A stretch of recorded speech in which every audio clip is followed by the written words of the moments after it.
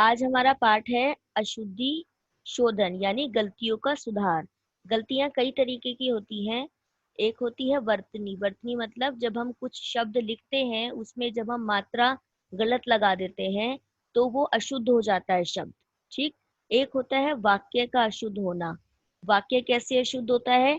जैसे कि मेरी माताजी आया है। अब हमें पता है कि माताजी स्त्रीलिंग है, तो स्त्रीलिंग के अकॉर्डिंग आई है आना चाहिए, है ना? तो वो अशुद्ध हो गया। तो अब हमें पता लगेगा कि लिंग के आधार पर वाक्य कैसे शुद्ध होते हैं और वचन के आधार पर कैसे शुद्ध करने हैं और शब्द के आधार पर कैसे शुद्ध करने हैं। इस वीडियो को ध्यान से अशुद्धि देखें। शोधन। बच्चों, आज हम अशुद्धि शोधन के विषय में जानेंगे और समझेंगे कि अशुद्धि शोधन क्या होता है और अशुद्धियाँ कितने प्रकार की होती हैं। बच्चों, आओ समझें। तेरे को मैंने बताया था ना कि मैंने कल नहीं आना।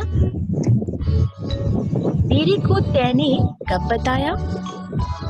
बच्चों, आपने देखा कि इन सब ने किस प्रकार अशुद्ध भाषा का प्रयोग किया। हमें बातचीत करते समय तथा लिखते समय हमें भाषा की शुद्धता का ध्यान रखना चाहिए। यदि भाषा शुद्ध नहीं होगी तो सुनने या पढ़ने वाला आपकी बात को ठीक से नहीं समझ पाएगा। हिंदी भाषा विश्व की एकमात्र ऐसी भाषा है जिसे हम जैसा बोलते हैं वैसा ही लिखते हैं।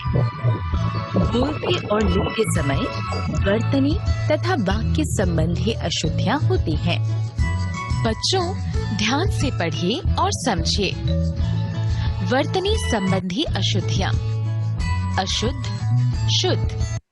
वर्तनी का मतलब होता है हम जब कोई भी शब्द लिखते हैं उसमें अगर कोई स्पेलिंग कोई मात्रा गलत होती है तो उसे हम वर्तनी संबंधी अशुद्धि कहते हैं। अतिथि, अतिथि। आधीन, अधीन।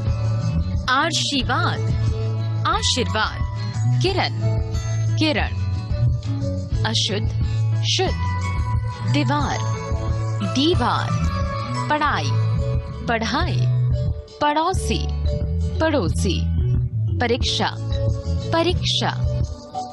अब वाक्य संबंधी अशुद्धियां। अशुद्ध वाक्य, शुद्ध वाक्य। मेरे माताजी आए हैं। मेरी माताजी आई है। हवा बह रहा है। हवा बह रही है। बच्चा छत में बैठा है।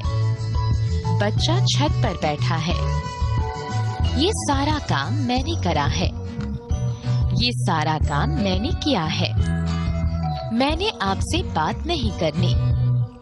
मुझे आपसे बात नहीं करनी। अब आप जान गए ना, अशुद्धियां दो प्रकार की होती हैं। वर्तनी की अशुद्धियां, वाक्यों की अशुद्धियां। आओ दोहराएं।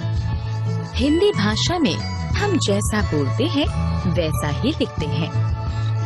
शुद्ध उच्चारण द्वारा भाषा की अशुद्धियों को दूर किया जा सकता है। अशुद्धियां दो प्रकार की होती हैं। वर्तनी की अशुद्धियां, वाक्यों की अशुद्धियां।